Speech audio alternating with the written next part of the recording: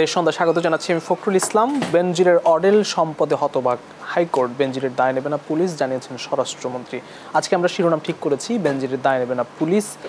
আজকে আমাদের সঙ্গে স্টুডিওতে অতিথি হিসেবে দুজন আছেন, আমরা পরিচয় করে দিতে চাই। আছেন ডক্টর সিদ্দিকুর রহমান খান, অধ্যাপক, ঢাকা বিশ্ববিদ্যালয়, এবং আছেন মোস্তফা কামাল, উপবার্তা প্রধান, বাংলা ভিশন।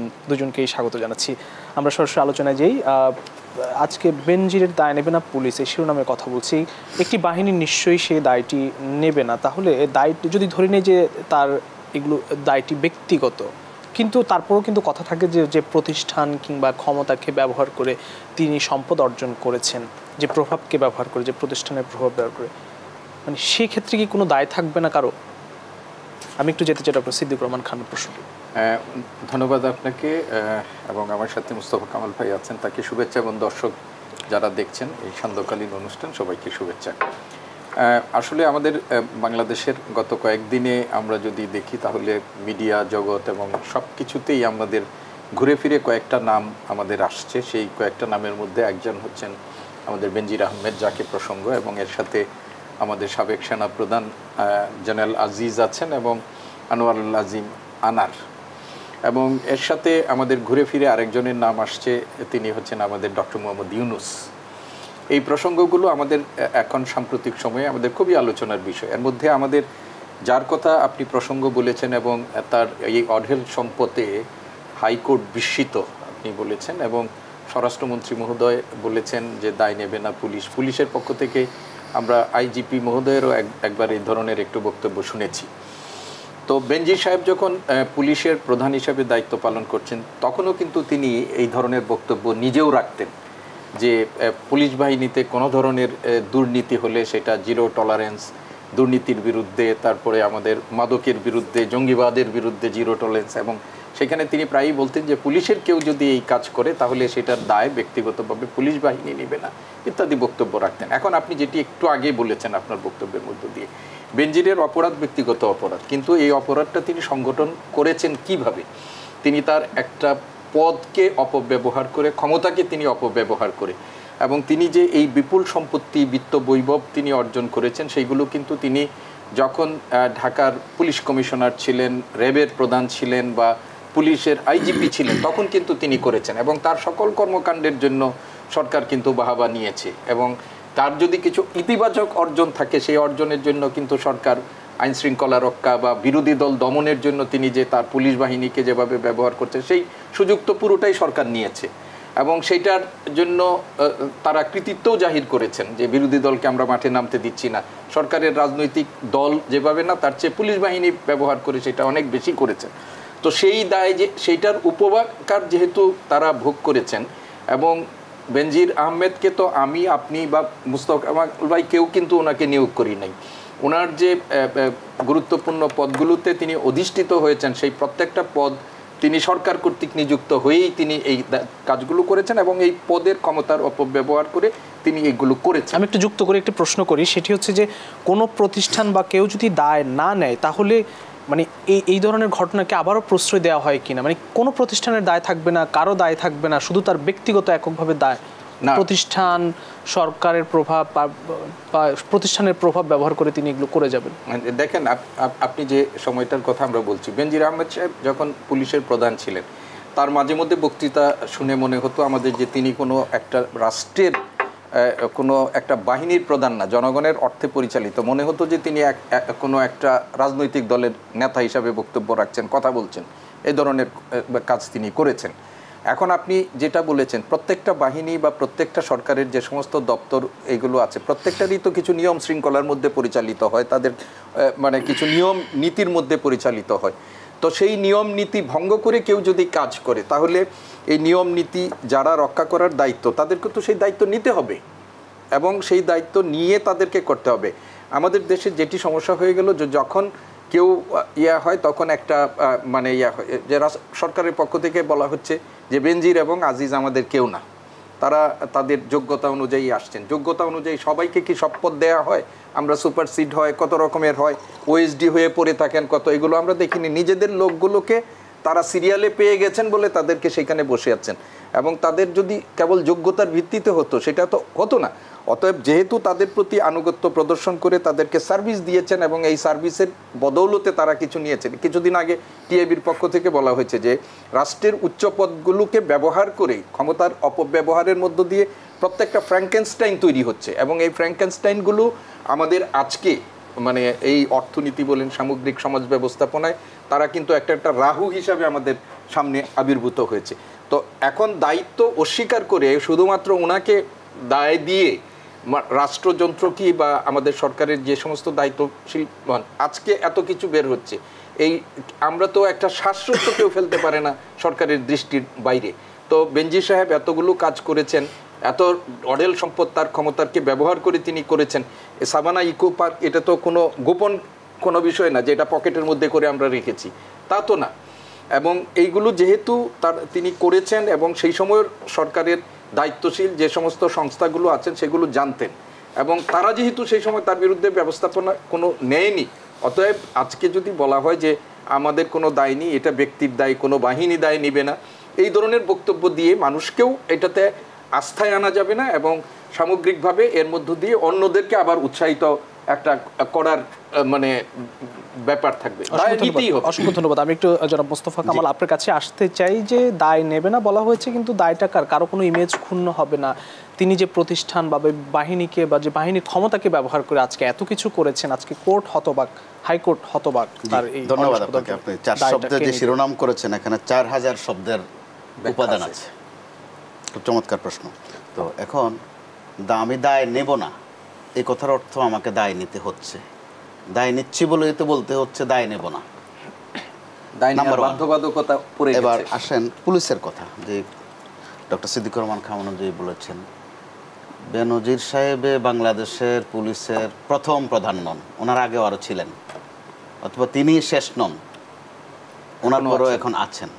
কিন্তু ওনার ভাবে, ভঙ্গিতে, গর্জনে, হাঁটা চলা, চাহনি, হাসি সব কিছুর মধ্যে একটা প্রধান ভাব। তো এই প্রধান ভাবটাও তিনি পুলিশের প্রধান হিসাবে দেখিয়েছেন, ডিএমপি অর্থাৎ ঢাকা মেট্রোপলিটন পুলিশের প্রধান হিসাবেও দেখিয়েছেন, র্যাবের প্রধান হিসাবেও দেখিয়েছেন, দেখাতে গিয়ে গোপালগঞ্জ সমিতিতেও দেখিয়েছেন, দেখাতে গিয়ে বোট ক্লাবেও দেখিয়েছেন। তো এখানে নৈতিকতার একটা বিষয় আছে, কতগুলো বিষয় আসে আমরা সরকারকে দৃষ্টি আকর্ষণ করতে পারি। উদাহরণ বলেন আপনি, তিনি যখন বোট ক্লাবের প্রধান, তো ওনার স্ত্রী অথবা ওনার মা বাবা যদি জীবিত থাকে অথবা ওনার মেয়েরা বোধহয় 2 জন অথবা 3 জন, তো তারা কি 2-1বারও প্রশ্ন করতে পারতেন না যে বাবা ওখানে জানি যতটুকু পরিমণি বা আরও নানান মণিদেরকে নিয়ে কি যেন হয়, তুমি ওখানে যাও কেন? কেউ বলেছেন তাকে ঘর থেকে, সমাজ থেকে? হয়নি। সেটা হচ্ছে যে একটা ক্ষয়রোগ যখন শুরু হয়, ক্ষয়রোগ শুরু হলে ভাই আজকে দাঁত পড়ে যাবে, কালকে চোখ বাঁকা দেখবেন, পরশুদিন কান চুলকাবে, নানান জায়গায় ক্ষয় শুরুই হয়।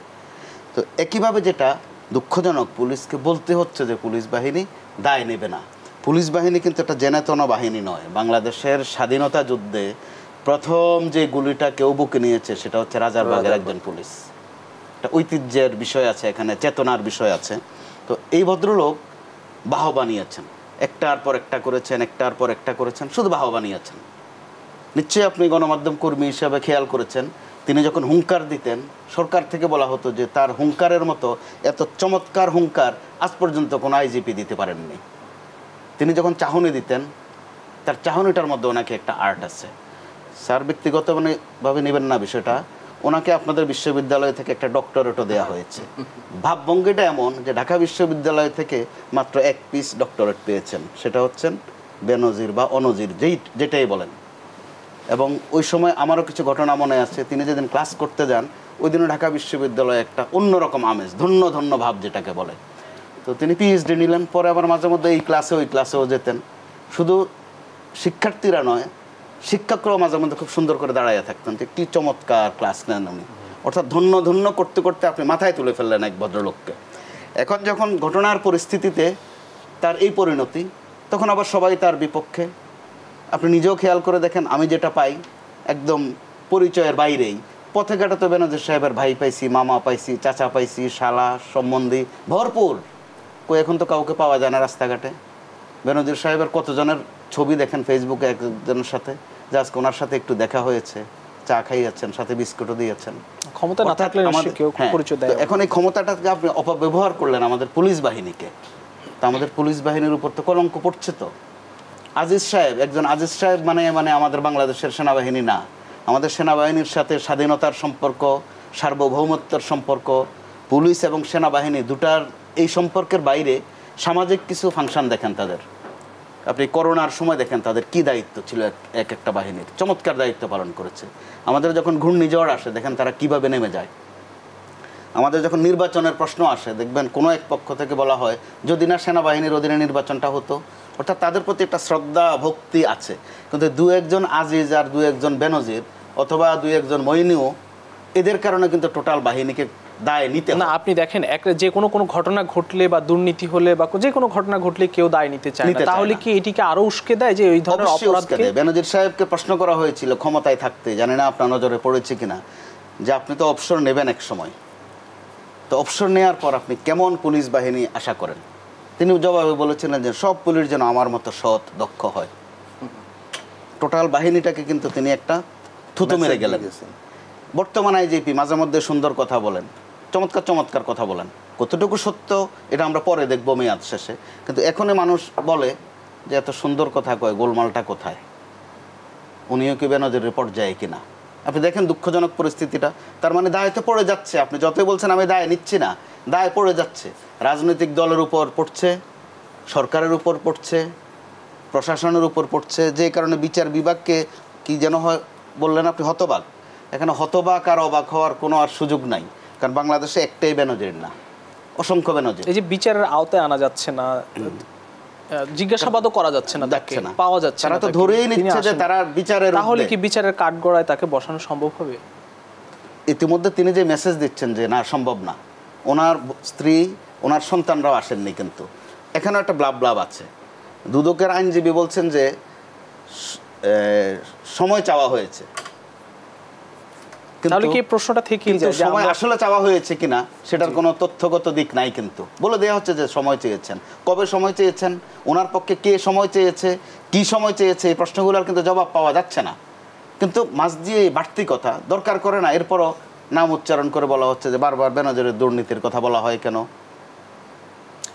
এটাও একটু যন্ত্রণাদায়ক হয়ে যায়। সবসময় দেখি এর আগে মিঠু, স্বাস্থ্যের মিঠু, কিংবা এর আগে পিকে হালদার বা আরো অনেকে আছেন, ওই তুলনায় যদি আবার আপনি ধরেন তাহলে বেনজির সাহেব তেমন কিন্তু অপকর্ম করেননি। আপনি স্বাস্থ্যের একজন মিঠু, ওর বাড়ি কই ঘর কই কেউ ঠিক মতো জানে না। পুরান ঢাকার দুই ভাই এনু আর রূপম, অথবা ফরিদপুরের দুই ভাই কয়েক হাজার কোটি টাকা, অথবা একজন পিকে হালদার, এই ধরনের যদি আপনি দেখেন, এদের তুলনায় বেনজির সাহেব ভলিউমে খুব বড় হয় না। বা আরাব খান, এই খান সাহেব কোথাকার খান সাহেব, শুধু এতটুকু আবিষ্কার হয়েছে বাড়ি ফরিদপুরে, এতটুকুই আবিষ্কার হয়েছে। উনি কোন শ্রেণীর, কোত্থেকে এসেছেন, সিএস আছে কিনা, আরএস আছে কিনা কেউ জানে না, কিন্তু তারও হাজার হাজার কোটি টাকা। এখন প্রশ্ন হচ্ছে ওই তুলনা করলে বেনজির সাহেব বড় রকমের অপকর্ম এইভাবে অপরাধ করবে, পার পেয়ে যাচ্ছে। আপনার প্রশ্ন হচ্ছে যাবে কিনা, কিন্তু বর্তমানে আমরা দেখছি পাচ্ছে, আর যাবে সেটা হচ্ছে ভবিষ্যৎ। তো ভবিষ্যৎটাই যদি বর্তমানের সাথে মিলাই, আমরা নমুনাটা কিন্তু ভালো দেখছি না। সরকার ইচ্ছা করলে একটা দৃষ্টান্ত নিতে পারে। তো এর মন্দের ভালো একটা কথা আছে, এর মধ্যেও কেন করছে না কি মনে করেন? এখানে মনে করার সুযোগ কম, সরকারে মনে করিয়ে দিচ্ছে প্রতিদিন কেন করছে না। তো এখানে একটা দিক অন্তত ইতিবাচকভাবে দেখা যায়। আমি গণমাধ্যম কর্মী হিসাবে বলছি যে একটা সময় এ ধরনের দুর্নীতির জন্য একতরফা রাজনীতিকদের দোষারোপ করা হতো। আপনার বোধহয় 111-এর কথা মনে আছে যে বাংলাদেশের সবচেয়ে জঘন্য লোক হচ্ছে রাজনীতিবিদ আর ব্যবসায়ী। তারা প্রমাণ কি, যে হয়তো বা কোনো একজন এমপির বাড়ির পেছনে সুপারির গাছের মাথায় এক প্যাকেট বিস্কুট পাওয়া যায়, অথবা কোনো এমপি সাহেবের বা সাবেক মন্ত্রী সাহেবের গরুর খামারে 3 বান টিন পাওয়া যায়, অথবা কোনো মন্ত্রীর বাড়িতে রিলিফের শাড়ি পাওয়া যায় 10টা, অথবা কোনো একজন নাম উচ্চারণ নাই করি বিশিষ্টজনের বাথরুম থেকে 1 বোতল মদ নিয়ে আসা হয়। কলঙ্কিত করার যত রাস্তা আছে, কারা করেছেন সেটা? এই বেনজির সাহেবরা, অর্থাৎ ওনার সমগোত্রীয়রা। তো এই মুহূর্তে মন্দের ভালো দিক যেটা আমি বললাম, যে অন্তত তাদেরকে কিন্তু জিজ্ঞাসাবাদ করা সম্ভব না হোক, অন্তত একটা বিচারের কাঠামোর মধ্যে কিন্তু আনা হচ্ছে। আমি এতটুকু পজিটিভলি দেখব। আবার একতরফা এই সরকারকে শুধু গাল দিয়ে যাবেন এই জন্য, এটা বোধহয় খুব একটা সুন্দর হয়। ধন্যবাদ। আমি একটু বিরতি নিতে হবে। আমরা ডক্টর সিদ্দিকুর রহমান খান, আপনার কাছে একটু প্রশ্ন রেখে আমি বিরতিতে যেতে চাই, যে যদি দেশ ছেড়ে জিজ্ঞাসাবাদের মুখোমুখিও করা যাচ্ছে না, তাহলে কি বিচার করা সম্ভব কিনা? বেনজির বলেন, তারপর আজিজ বলেন, বা আরও যারা যারা আছেন, আমি প্রশ্নটা আপনার কাছে রেখে একটি বিরতিতে যেতে চাই। প্রিয় দর্শক, দেশ সন্ধান নিচ্ছি ছোট্ট বিরতি, ফিরছি একটু পর, সঙ্গেই থাকুন।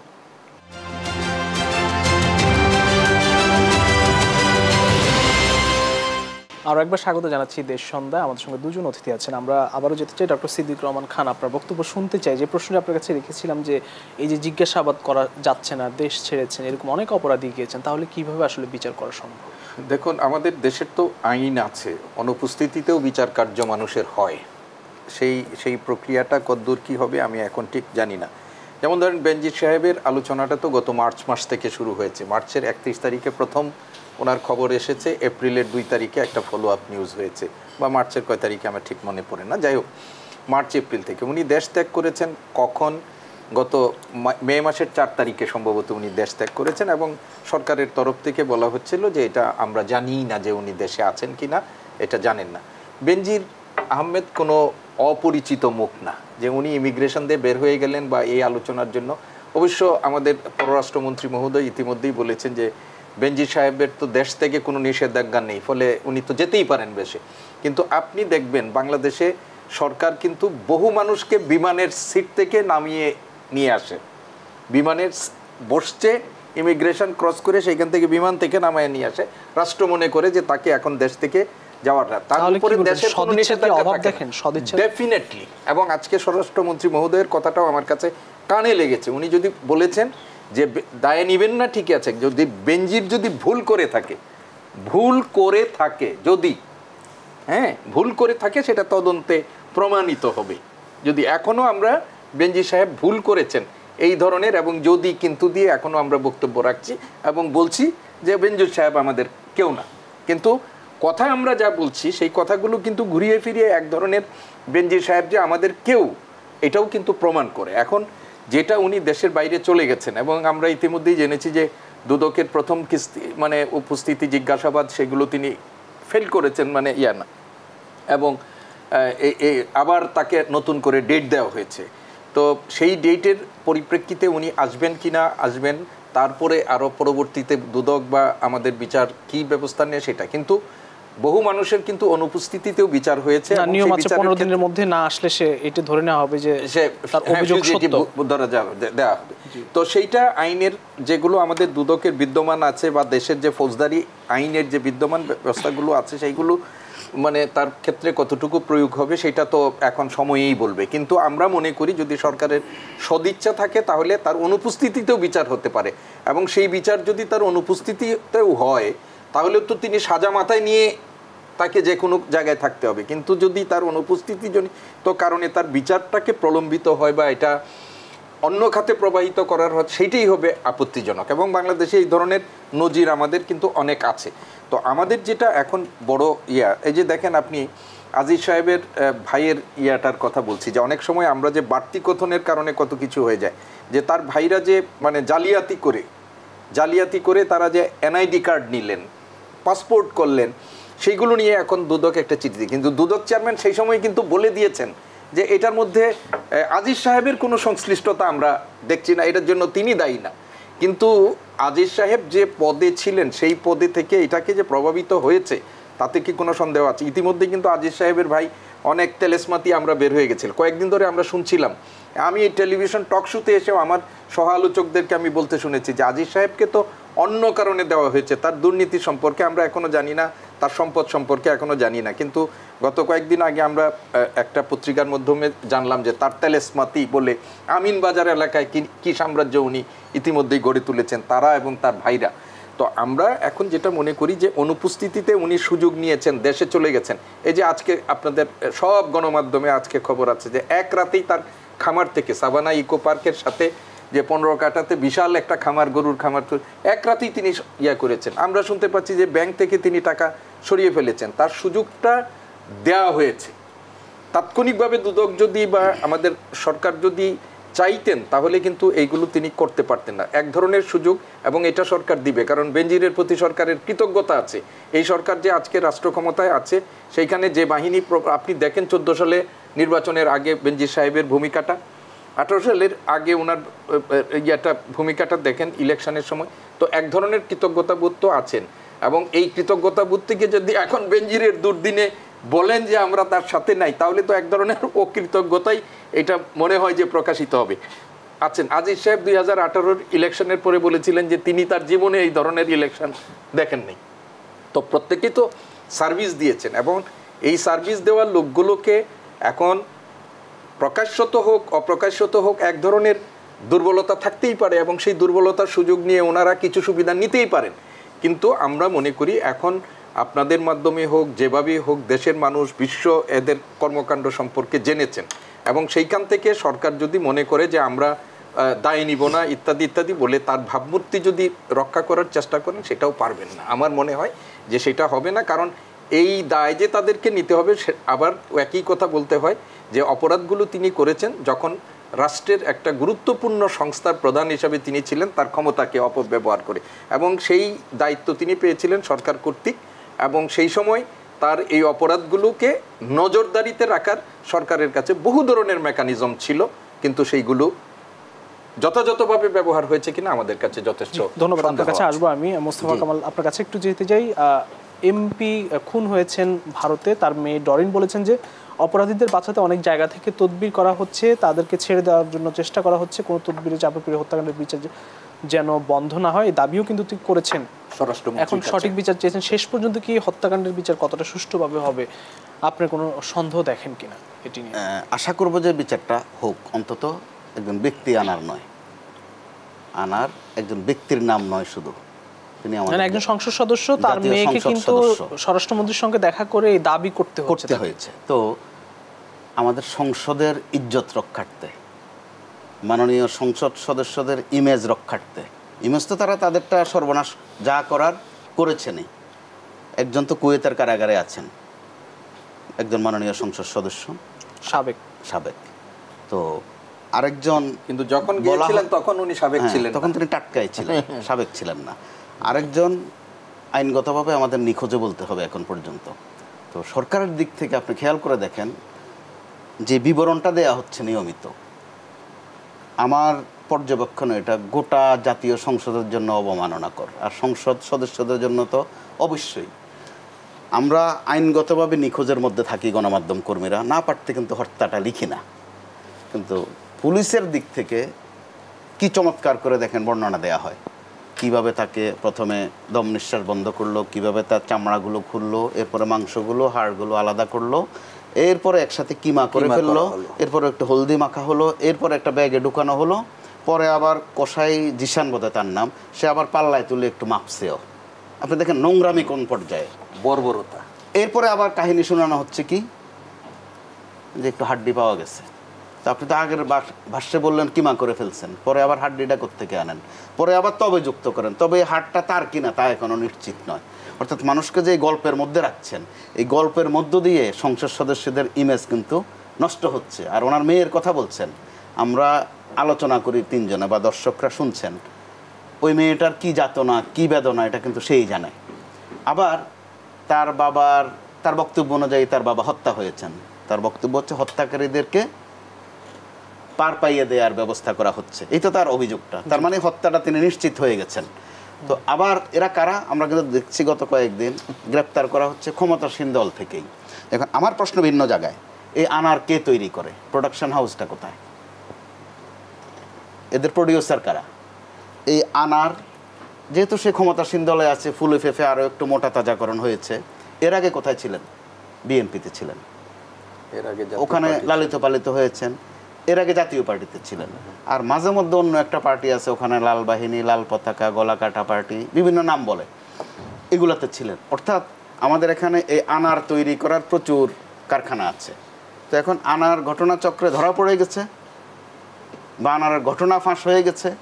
এই ঘটনা যদি ফাঁস না হতো আমরা কি আলোচনায় আসতাম? হয়তো মনেও থাকতো না যে এই নামে একজন এমপি আছেন। বড় জোর সংশ্লিষ্টরা জানতেন যে তিনি কয়েকদিন অনুপস্থিত আছেন, হত্যার শব্দটা আসতো না।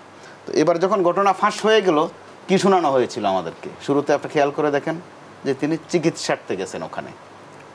তো এখানে তো প্রশ্ন আসে বা ভাববার বিষয় আছে, আমাদের মাননীয় সংসদ সদস্যরা যখন দেশের বাইরে যান বা আপনার এই কর্মস্থল থেকেও যখন আপনি কর্মস্থলের বাইরে যান, নিশ্চয়ই আপনার এডমিনে অথবা আমাদের জাতীয় সংসদে তাদের একটা নোট থাকে।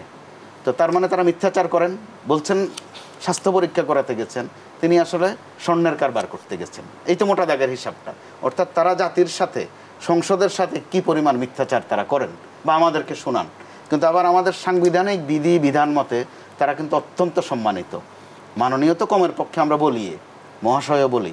ভয়ে বা সম্মানের মাত্রা বাড়তে বাড়তে কেউ কেউ আমরা পারলে মহামান্য বলে ফেলি। অর্থাৎ সম্মানের ভলিউমটা তারা ওই জায়গায়, কিন্তু তারা ওই জায়গাটা রাখছেন না। আর না রাখাতে তারা হয়তো একজন আনার সাহেব মরে গিয়ে হয়তো বেঁচে গেছেন। বাদ বাকিদের কী অবস্থা? আপনি দিলীপ বড়ুয়ার কথা ধরেন, উনি বলছেন এই সংসদের 80% সদস্যই আনারের মতো। অর্থাৎ 300 সংসদ সদস্য যদি থাকে এই সংসদে, 240 জন বড় বাজে অবস্থায় আছে, কিন্তু ঝুঁকির মধ্যে আছে দিলীপ বড়ুয়ার তথ্য অনুযায়ী। তো আবার এখানেও প্রশ্ন আছে, দিলীপ বড়ুয়া যদি এবারও ক্যাবিনেটে থাকতেন হয়তো এটা আর বলতেন না তখন। অর্থাৎ তারা মন গড়া কথাবার্তা, যার যার সুবিধা মতো কথাবার্তা আমাদেরকে কিন্তু শোনাচ্ছেন, আর শুনানির মতো আমরা শুনছি। তো আমাদের কুমিল্লা অঞ্চলে বলে যে আমার কাম আমি করি, শুনাইয়া রাখি, তুই শুধু শুনা যা। অর্থাৎ আমাদের কাজ হচ্ছে ওনারা শুনাইয়া রাখে, আমরা শুধু শুনে যাই। একটার পর একটা ঘটনা আসে, আমরা শুনি, 2-4 কথা বলি। আজকে আজিজ, কালকে বেনজির। আমার মনে হয় এখানে ছোট্ট 1 মিনিটে শেষ করে ফেলি। আমাদের পুলিশ বাহিনীর একটা দায়িত্ব আছে। আইনে কতটুকু কভার করবে আমি জানি না। পুলিশ বাহিনী অন্তত নিজস্ব এরিনা থেকে, নিজস্ব সীমানা থেকে প্রমাণ করে দিতে পারে যে আমরা কিন্তু আজিজ না। আমরা যারা পুলিশে ডিউটি করি আমাদের সবাই আজিজ না। তাদের এটা প্রমাণ করার সুযোগ কিন্তু আছে। কারণ কেন বলছি, এই আজিজ যখন আপনি বলছেন এখন 100 একর জমিন, তো একটা জমিন কি আপনার এই অফিসের পেছনের মৌচাক রোড যে যাওয়ার সময় আপেল 2টা কিনে হাতে করে নিয়ে গেলাম চলতি পথে, একটা জমিন কিনতে গেলে বায়না করতে হয়। যদি ম্যাজিকের মতো করেন, সাব রেজিস্ট্রার সাহেবরে বলতে হয় চিপা চাপা দিয়ে সন্ধ্যার পরে হইলো দ্রুত একটা সাইন দিয়ে যান, সময় সাপেক্ষ। কিন্তু এরপরে খারিজের বিষয় আছে, খাজনার বিষয় আছে। বেনজির সাহেবের এগুলো কারা করে দিয়েছিলেন? নিশ্চয়ই পুলিশ বাহিনীর লোকেরা করেছেন, এদেরকে চিহ্নিত করা দরকার। লোকাল অ্যাডমিনিস্ট্রেশনে যারা আছে সেটা পুলিশ পারে। অবৈধভাবে যদি সম্পদ অর্জন হয়ে থাকে বা দুর্নীতি ঘটে থাকে, আরো অনেকগুলো ঘটনা আছে, আমি এর আগে বলেছি, তাহলে আসলে মানে দুর্নীতি করার সময় তাদেরকে ধরা বা আইনের আওতায় আনা সম্ভব হয় না। এই অবস্থা যদি চলতে থাকে তাহলে কি সুশাসন নিশ্চিত করা সম্ভব? আমরা দুর্নীতিকে বন্ধ করা সম্ভব, কিন্তু লক্ষণ খারাপ দেখি, লক্ষণ খুবই খারাপ দেখছি। এই কারণেই বলছি, পুলিশ যদি নিজেদেরকে পরিচ্ছন্ন করতে চায়, যে ঠিক আছে মাননীয় স্বরাষ্ট্রমন্ত্রী যেটা বলেছেন যে পুলিশ দায় নেবে না, পুলিশের উপর তো দায় পড়ে যাচ্ছে প্রতিনিয়ত। পুলিশ ইচ্ছা করলে প্রমাণ করে দিতে পারে যে না, বেনজির একজনে ছিল বা 2-4 জন ছিল তার আশপাশে, আমরা বাদ বাকিরা ভালো আছি। এটা ইচ্ছা করলে পুলিশ এখনো পারে। আইনে কতটুকু কভার করে আমি বলতে পারছি না, কিন্তু নৈতিকভাবে মনে হচ্ছে পুলিশের উপর কিন্তু এই দায়িত্ব বর্তে যাচ্ছে। জি, পুলিশ পারে ইচ্ছা করলে। ধন্যবাদ। আমি আরেকটু শেষ করি। জি, এর আগে কিন্তু আমরা সিভিল অ্যাডমিনিস্ট্রেশনও দেখেছি, এরা স্বর্ণের পদকের মধ্যে তামা দিয়ে দেয়। তো এখন এইসবের পর একটার আরো নানা নাজে বাজে কাজ একটার পর একটা ঘটায়, কিন্তু আগের জন কিন্তু খালাস পেয়ে যাচ্ছে। সে ওখানে চুপ করে থাকে, শুকরিয়া আদায় করে যে আমারটা গেছে, আরেকজনরে নিয়ে আলোচনা চলতেছে। এখন আজিজরে নিয়ে আসি, আরও অনেকে কিন্তু খুব স্বস্তিতে আছে যে যা যাওয়ার আজিজের উপর দিয়ে যাচ্ছে, যা যাওয়ার বেনজিরের উপর দিয়ে যাচ্ছে। তো এরকম আরও অনজির বেনজির থাকতে পারে, আরও আজিজ থাকতে পারে। খালি আজিজ সাহেবের 2 ভাইরে তিনি যেটা করেছেন, আজিজ সাহেবের এখন পর্যন্ত অনৈতিক কাজ বলতে 2 ভাই অথবা প্রভাব বিস্তার করা। এর পাশাপাশি আপনি বলতে হয় স্যার যেটা বলছিলেন যে বেশি কথা বলে সরকার যে গোলমালটা করে ফেলেছে, আপনার মনে থাকার কথা, মার্কিন যুক্তরাষ্ট্রের স্যাংশন ছিল 6-7 জনের বিরুদ্ধে, রাষ্ট্রের বিরুদ্ধে নয়, কিন্তু সরকারের বিরুদ্ধেও নয়, কোনো মন্ত্রীর বিরুদ্ধেও নয়, কিন্তু সরকারের দিক থেকে মন্ত্রী পর্যায় থেকে জবাবটা এসেছে আমরা এসবে ভয় পাই নাই। তো আপনি আমরা বলেন কেন? আমরা এসবে ভয় পাই না, লাগলে আমরাও স্যাংশন দিয়ে দিতে পারি, আমরাও নিষেধাজ্ঞা দিয়ে দিতে পারি। আমরা বারবার বলছেন কেন? এখন বলছেন সে আমাদের কেউ নয়, তখন বললেন আমরা, সেটা আপনাদের কেউ নয়। আমি আসবো আপনার কাছে। আমি একটু ডক্টর সিদ্দিকুর রহমান খান স্যার আপনার কাছে আবারও আসতে চাই যে এই যে কেউ দায় নিতে চায় না, যাদের শেল্টারে বা যাদের প্রভাবে আসলে এই ঘটনাগুলো ঘটে, সম্পদ অর্জন করা কিংবা দুর্নীতি করা এসব ঘটনাগুলো ঘটে, সেক্ষেত্রে আসলে কি সুশাসন নিশ্চিত করা সম্ভব হবে কিনা, নাকি এই ধরনের ঘটনা আমরা আবারও দেখব পুনরাবৃত্তি? দেখেন, এটার কোনো মানে কারণই না যে এই বিদ্যমান ব্যবস্থাকে আপনি দায় এড়িয়ে যেয়ে বা বিচারের মুখোমুখি না করে সুশাসন নিশ্চিত করা, এটা প্রশ্নই আসে না। আপনি দেখেন, আজকে আমরা আজিজ সাহেবকে নিয়ে কথা বলছি, এই দেশের যে শত সহস্র মানুষ যারা এই যে আপনি ধরেন ডেস্টিনি, হলমার্ক, আমরা আগে বলছি শেয়ার বাজারের এই যে লোটপাট, এবং আমাদের খালিদ সাহেব মারা গেছেন, ইব্রাহিম খালিদ সাহেব মারা গেছেন, তার নেতৃত্বে কমিশন, বেসিক ব্যাংকের দুর্নীতি, হ্যাঁ বেসিক ব্যাংকের দুর্নীতি, যারা এই কাজগুলো করেছে তারা কেউ কি কোনো ধরনের শাস্তির মুখোমুখি হয়েছে? আজকে ধরেন বাচ্চু সাহেবের বিরুদ্ধে কোনো ব্যবস্থা আপনি নিতে পারেন নাই, আপনি পদ্মা ব্যাংক, ফার্মার্স ব্যাংক থেকে পদ্মা ব্যাংক করলেন, সেটাকে আরেক জায়গায় মার্জ করার উদ্যোগ নিলেন, কিন্তু এই ব্যাংকের যিনি এই হুতা, যিনি আমাদের একসময় স্বরাষ্ট্রমন্ত্রীর দায়িত্ব ছিলেন, তার বিরুদ্ধে আপনি কি ব্যবস্থা নিয়েছেন? তার বিরুদ্ধে মানে তো কোনো ব্যবস্থা আপনারা নেন নাই। ফলে এই যে উপরি ইয়াতে এখন খুব বলা হচ্ছে, সরকারের পক্ষ থেকে কিন্তু এক ধরনের বক্তব্য রাখা হচ্ছে যে আমরা সৎসাহস রাখি, আমরা বেনজিরের বিরুদ্ধেও আমরা ইয়া করার কথা বলছি, এইগুলোর কথা বলেন, কিন্তু সবার ক্ষেত্রে কি আপনি সমান সৎসাহস রাখেন না? আপনি শেয়ার মার্কেট, এই দেশের লক্ষ কোটি মানুষকে সর্বশান্ত করার জন্য যাদের নামগুলো এসেছিলেন, তারা তো আপনার ক্ষমতা কাঠামোর চারপাশ দিয়ে সবসময় বহাল তবিয়তে বসেই আপনি অনেক কিছু নিয়ন্ত্রণ করছেন। ব্যাংকিং সেক্টরকে যারা একেবারে ধ্বংস করে দিল, সেই ব্যক্তিবর্গগুলো তো আমরা দেখতে পাচ্ছি সরকারের ক্ষমতা কাঠামোর চারদিকেই ঘোরাঘুরি করছেন এবং বসে আছেন, আর এবং মুখ চাও, এদের বিরুদ্ধে কোনো ব্যবস্থা নেওয়া হয়নি। ফলে এই যে বেনজির বলেন, আরও যারা বলেন, তারা আলটিমেটলি জানে যে যেহেতু আমরা একসময় সরকারের ঘনিষ্ঠ ছিলাম, আলটিমেট ফাইনালি আমাদের খুব বেশি কিছু হবে এটা তারা মনে করেন না। এখন কোন হিসাবে বেনজির সাহেব এত বড় ইয়ার মধ্যে আমাদের সামনে চলে গেছেন? আজকেও তো আমরা জানি যে আজকেও তার সম্পদ ক্রুক করার নতুন সম্পদ, মানে প্রতিনিয়তই তার সম্পদ বের হয়ে আসছে, যে 4 দলিলের অস্থাবর সম্পদ সহ তার কয়েকটা ঢাকায় কয়েকটা ফ্ল্যাট আজকে হয়েছে। এখন আমাদের যে বক্তব্যটা হলো যে আপনি ব্যক্তিতে ইউনূস সাহেবকে আপনি কাঠগড়ায় দাঁড় করিয়েছেন, এই যে আজকে ইউনূস সাহেব বলেছেন যে আমাকে খাঁচার মধ্যে আমাদেরকে দাঁড় করিয়ে আমাদেরকে করা হচ্ছে, এটা আমাদের জন্য খুবই আমি মনে করি না কোনো ব্যক্তি মানে আইনের ঊর্ধ্বে, কিন্তু আইন যে সকলের জন্য সমভাবে প্রযোজ্য হচ্ছে তা তো নয়। ক্যাসিনো কাণ্ড নিয়ে খুবই গর্ব করেছিলেন যে আমরা কারো রেহাই দিচ্ছি না, কিন্তু ক্যাসিনো সম্রাট যারা ছিলেন তারা এখন কোথায়, তারা কিভাবে আছেন, জেলখানায় গিয়েই বা তারা কীরকম ছিল, এইসব সবই তো জানি আমরা।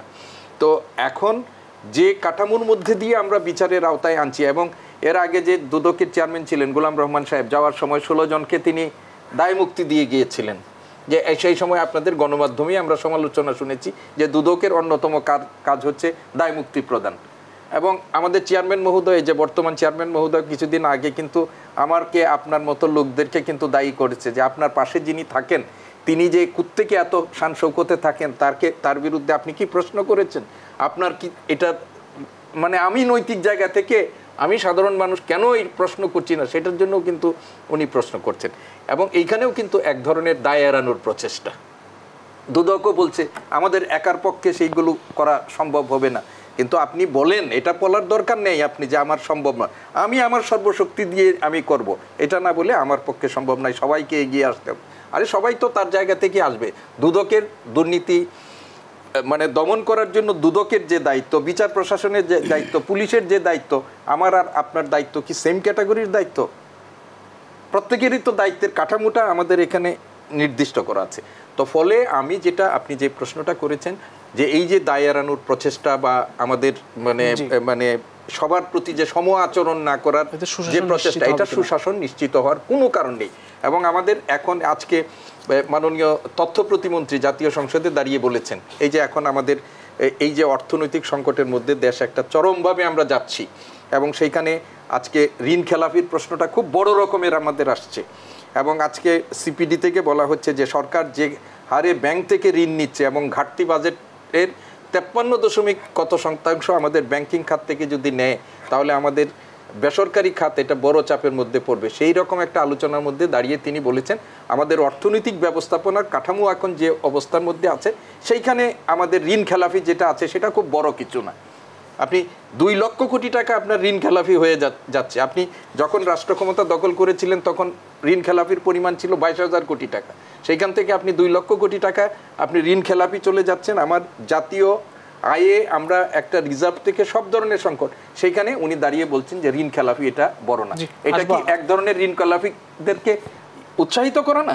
আসবো আপনার কাছে, আমরা আবারও আসবো, একটি বিরতি নিতে হবে। প্রিয় দর্শক, বেশ সন্ধ্যা নিচ্ছে আরও একটি বিরতি, ফিরছি একটু পর, সঙ্গেই থাকুন।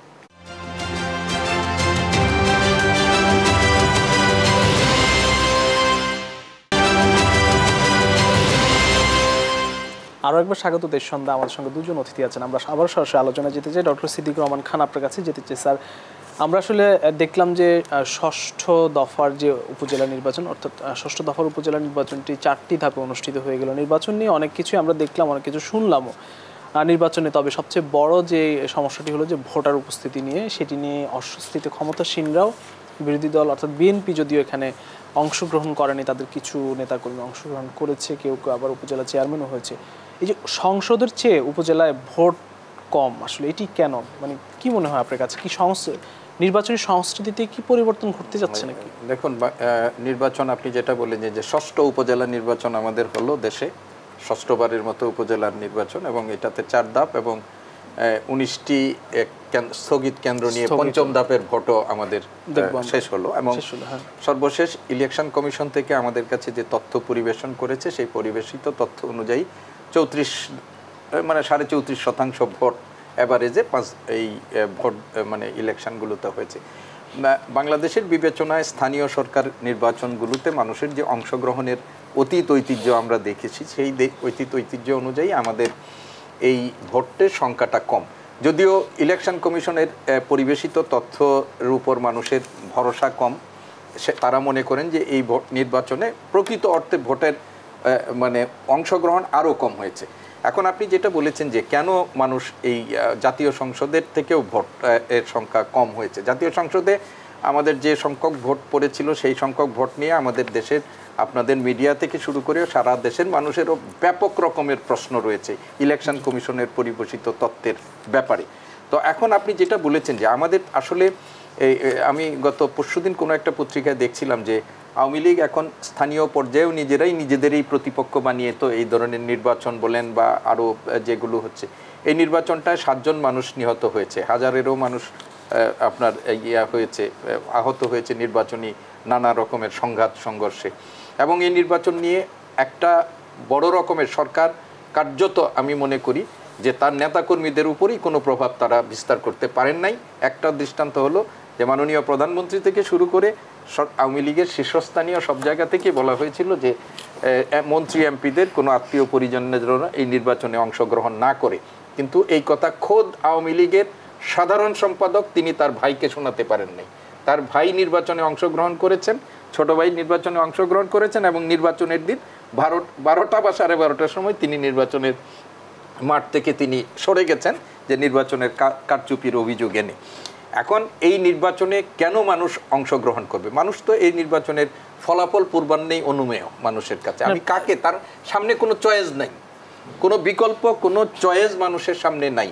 ফলে মানুষ একটা জিনিস মনে করে যে আমি ভোট যাকেই দেই না কেন একদিন শেষে আমাদের একটা ফলাফল আসবে। পাশাপাশি কি এমনটা কিনা স্যার যে আমাদের যে ভোটার রয়েছে, মোট ভোটার, সেই ভোটারের বেশিরভাগ অংশই আওয়ামী লীগ, বাংলাদেশের 2টি বড় দল আওয়ামী লীগ এবং বিএনপি, এই 2 অংশে বিভক্ত, যার কারণে একটি দল তো নির্বাচনে যায় না ঘোষণা দিয়ে। দেখেন, আওয়ামী লীগ তার যে পরিমাণ ভোটের দাবি করেন যে আমাদের এই পরিমাণ ভোট আছে, সেই পরিমাণ ভোটটার কেউ তো ভোট কেন্দ্রে তারা নিতে পারেনি। আর স্থানীয় পর্যায়ে শুধুমাত্র আওয়ামী লীগের লোকেরাই ভোট দিয়েছে, অন্যরা ভোট কেন্দ্রে যায় নাই বলেই এরকম হয়েছে, এরকম না। মানুষের এক ধরনের নির্বাচনী ব্যবস্থার প্রতি যে অনাস্থা তৈরি হয়েছে, এবং গত এই 3টি নির্বাচনের থেকে শুরু করে সর্বশেষ নির্বাচনের মধ্য দিয়ে এই যেটা হয়েছে, এর মধ্য দিয়ে মানুষ কিন্তু আগ্রহ হারিয়েছে। আর কেন আগ্রহ হারিয়েছে? এই যে একটা জিনিস বললাম যে তার সামনে কোনো বিকল্প নাই।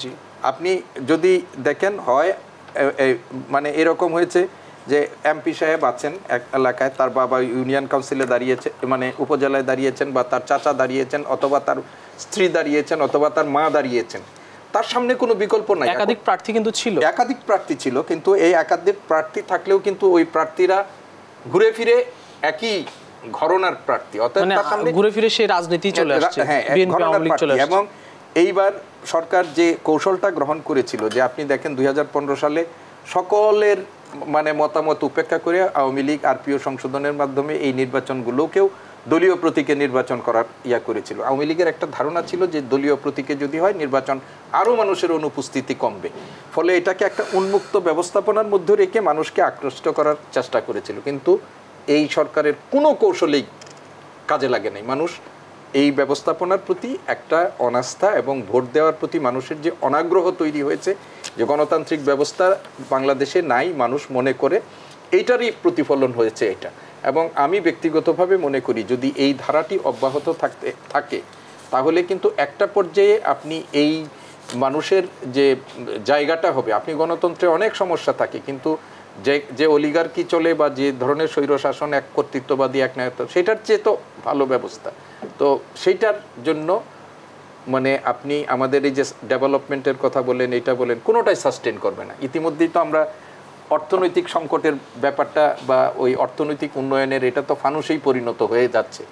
তো সব কিছু মিলিয়ে আমরা মনে করি যে এখনও সময় আছে যে মানুষের একটা মানে গণতান্ত্রিক অধিকারগুলো স্বাধীনভাবে তাদের চর্চার একটা সুযোগ দিতে হবে। আপনার ভারতের নির্বাচন আমরা বলি, ভারত তো অনেক সংকট আছে, কিন্তু তারপরেও দেখেন যে ভারতের নির্বাচন কিন্তু আমাদের সামনে একটা এখনও দৃষ্টান্ত, এবং মানুষ জবাব কিন্তু মোদিকে দিয়েছে একনায়কতান্ত্রিক ব্যবস্থার, এবং মোদিকে যে দেবত্ব আরোপের মাধ্যমে, আমাদের দেশে ওই দেবত্ব আরোপের প্রচেষ্টা চলছে, দেবত্ব আরোপের মাধ্যমে যে মোদিজি যে অবতার নিজেকে দাবি করে বসে ফেলেছিলেন বা তাদের ইয়ারা, একটা মানুষ জবাব দিয়েছে। তো আজকে যারা ক্ষমতার কাঠামোর মধ্যে থেকে মনে করছেন যে এইটাই হয়তো শেষ, স্যার একটি বিষয় কিন্তু বারবার বলা হয়ে থাকে যে উন্নত বিশ্বের ইউরোপ কিংবা আমেরিকাতে ভোট নিয়ে মানুষের কিন্তু তত মাথা ব্যথা বা আগ্রহ নেই, এবং মানুষ আসলে তার অর্থনৈতিক অবস্থা উন্নতির দিকে বেশি মনোযোগী, সেই জন্য ভোটার উপস্থিতি সেসব দেশগুলোতে অনেক কম। সেটি বাংলাদেশের অবস্থার, বাংলাদেশের আর্থসামাজিক অবস্থা পরিবর্তন হওয়ার কারণে বাংলাদেশের ভোটার উপস্থিতি কমছে। এটিকে আপনি কতটা যুক্তিযুক্ত মনে করেন? আপনি তো এটা এই বক্তব্যের সার্বত্তা যে নেই, এই বক্তব্যের সার্বত্তা যে নেই, এটা তো আমরা প্রতিনিয়তই উপলব্ধি করি। বাংলাদেশের মানুষ ইউরোপের চেয়ে ভালো আছে, বা আমাদের বাংলাদেশের মানুষের অর্থনৈতিক অবস্থা মানে সার্বিক পরিস্থিতি অনেক ভালো হয়েছে বলেই মানুষ আর ভোট দেওয়ার বা ভোট কেন্দ্রে যাওয়ার ব্যাপারে, প্রত্যেকটা দেশের বা প্রত্যেকটা অঞ্চলের কিন্তু রাজনীতির এক একটা চরিত্র থাকে, আপনি এক একটা চরিত্র থাকে। আমাদের এই উপমহাদেশের, আমাদের এই দক্ষিণ এশিয়ার রাজনীতির একটা চরিত্র আছে। সেই ব্রিটিশদের থেকে শুরু করে আপনি দেখেন যে এই দেশের মানুষ ব্রিটিশদের বিরুদ্ধে আন্দোলন সংগ্রাম, তারপরে নিজেদের ভোটাধিকার প্রয়োগ, এইগুলো কিন্তু এই দেশের অঞ্চলের মানুষ করে। কিন্তু ইউরোপকে কিন্তু এই প্রক্রিয়ার মধ্য দিয়ে অনেক দেশকেই যেতে হয় না ইউরোপের। ফলে ওই অঞ্চলের রাজনৈতিক যে ব্যবস্থাপনা এবং আমাদের দেশের রাজনৈতিক ব্যবস্থাপনা, এটা আমাদের অর্থনৈতিক উন্নতির জন্য মানুষ ভোট দিতে এখন আর মাথা ঘামাচ্ছে না, এই সমস্ত বক্তব্য দিয়ে মানে আপনি এটা, আমি মনে করি যে প্রকৃত সত্যটাকে আড়াল করে নিজেদের অপকর্মগুলোকে জায়েজ করার একটা অপকৌশল। আমি আপনার কাছে সময় থাকলে নিশ্চয়ই আসবো। আমরা একদম শেষ পর্যায়ে চলে এসেছি। জনাব মোস্তফা কামাল, আপনার কাছে একই রকম প্রশ্ন, আসলে কি মানুষ কেন ভোটের প্রতি আগ্রহ হারাচ্ছে? ভোটের সংস্কৃতি কি পরিবর্তন হচ্ছে কিনা? যদিও এই ভোটার উপস্থিতি কম নিয়ে ক্ষমতাসীন দলের মধ্যে একটি অস্বস্তিও রয়েছে, কি কারণগুলো আপনার কাছে মনে হয়? নির্বাচন কমিশন থেকে দুটো কারণের কথা বলা হয়েছে, স্পষ্ট করে দুটো কারণ বলা হয়েছে। একটা বলা হয়েছে যে ধান কাটার মৌসুম ছিল আর একটু গরম ছিল, এই দুই কারণে মানুষ ভোট কেন্দ্রে যায়নি। দ্বিতীয় কারণটা বলা হয়েছে যে সারা বিশ্বে এখন ভোটার উপস্থিতি কম, অর্থাৎ একতরফা যখন সব কিছু চলে তখন ওই যে প্রত্যয় দিয়ে কথা বেড়ে যায়, সব কিছুই নাথিং নাথিং নাথিং। নির্বাচন তাদের কথাগুলো আপনার কাছে ভুল কেন মনে হয়? না, ভুল মনে হচ্ছে না, তারা বাস্তবতা ভালো বোঝেন। কথা বলছে। পশ্চিমবঙ্গেও তো যে পরিমাণ ভোট পড়েছে আপনি চিন্তা করা যায়। নির্বাচনে কয়েক দফা নির্বাচনে 7 জন মানুষের মৃত্যু হয়েছে, 7 জনের 7টা পরিবার আছে, কিন্তু আমাদের মন মানসিকতায় আচরণে যে 7 জন তেমন কিছু না, 18 কোটির মধ্যে 7 জন তো মরতেই পারে, অর্থাৎ একটা যোগ করলাম। আমাদের এই মানসিকতা চলে যাচ্ছে, প্রত্যয় যেটাকে আমরা বলি। আপনি বেনজির সাহেব বিদেশ গেছেন, বক্তব্য হলো যে ওনার নামে কোনো নিষেধাজ্ঞা নেই, উনি যেতেই পারেন, রস্যই একটা কিন্তু ওখানেও দিলাম। আজিজ সাহেবের ভাইদের মৃত্যুদণ্ড মওকুফ হয়েছে একজনের, বলো যে এরকম মৃত্যুদণ্ড মওকুফ তো হতেই পারে। আমার হাতে 2 মিনিট সময় আছে, 1 মিনিটে আমি শেষ করে দেবো। তো এখানে দুটা দলের মানসিকতা আপনি দেখেন, দুটা দলের মানসিকতা কিন্তু এক। যারা বিরোধী দলে আছে তাদেরও দায়িত্ব ছিল এই বিষয়গুলো আপনার আমার চেয়ে বেশি ফোকাস করা। তারা সেটা না করে দুই দলের শ্রেণী চরিত্র দেখেন এক। কীভাবে ক্ষমতাসীন দল বলছে নির্বাচন উন্মুক্ত, কিন্তু মন্ত্রী এমপিদের স্বজনরা নির্বাচন করতে পারবে না, আর বিএনপি বলছে কেউই নির্বাচন করতে পারবে না, দলের কেউই নির্বাচন করতে পারবে না। অর্থাৎ মননে চিন্তার জগতে দল দুটার শ্রেণী চরিত্র কিন্তু একই। আচ্ছা, ভোটার উপস্থিতি যদি কমে যায় তাহলে এমন কি হবে? আসলে সমস্যা হবে না। 1% ভোট পড়লো নির্বাচনটা আইনত বৈধ, 1% না পড়লেও বৈধ। এটা সম্ভবত দর্শকদের উদ্দেশ্য বলতে চাই, যদি 1% একটা না হলেও হবে, বিনা প্রতিদ্বন্দ্বিতা নির্বাচিত হয়ে যাবেন আপনি। এই দৃষ্টান্ত আমাদের এখানে আছে, অর্থাৎ আমরা নির্বাচন পদ্ধতিটা নিয়ে দেখেন অপোজিশনও কথা বলে না, তারা ওটার বেনিফিট নিতে চায় আখেরে আর বর্তমানে যখনই হোক, যে এটার বেনিফিশিয়ারি তার কাছে কিন্তু এটা ভালো লাগে। তো বিএনপির দিক থেকে যদি তারা এই তাড়নাটা অন্তত তৈরি করতো, বা এই প্রশ্নটাও তো করা যেত, আমরা কেন এগুলো বলবো যে নির্বাচনের ময়দানে যে প্রার্থীরা ছিল তাদের আশেপাশে যে জিলাপি খাওয়া বিড়ি টানা লোকগুলা ছিল, ওগুলা কই, ওগুলা কেন গেল না কেন? এই প্রশ্নটা তো আওয়ামী লীগের কাছে অথবা সরকারের কাছেও করা যেত, বিএনপি করতে পারতো যে আপনাদের দলের লোকগুলো কই, ওরা ভোট দিতে আসে না কেন? বা অন্তত 2-4টা ভোট দিয়ে দামি বলেন আর এই যন্ত্রণা বলেন, দামি মামির যন্ত্রণা থেকে বাঁচানোর জন্য অর্ধেক লোক আসলেও কিন্তু নির্বাচনের এই প্রশ্নগুলো আর এখন সামনে আসতো না। আমাদের এগুলো নিয়ে অন্তত অসংখ্য ধন্যবাদ জনাব মোস্তফা কামাল, ডক্টর সিদ্দিকুর রহমান খান, আপনাকে দুজনকে আবারও ধন্যবাদ জানাচ্ছি। প্রিয় দর্শক, দেশ সন্ধ্যা আজ এখানে শেষ করতে হচ্ছে, আবারও দেখা হবে আগামীকাল একই সময় অন্য কোনো অতিথিদের নিয়ে। সে পর্যন্ত সবাই ভালো থাকবেন, সুস্থ থাকবেন, শুভ সন্ধ্যা।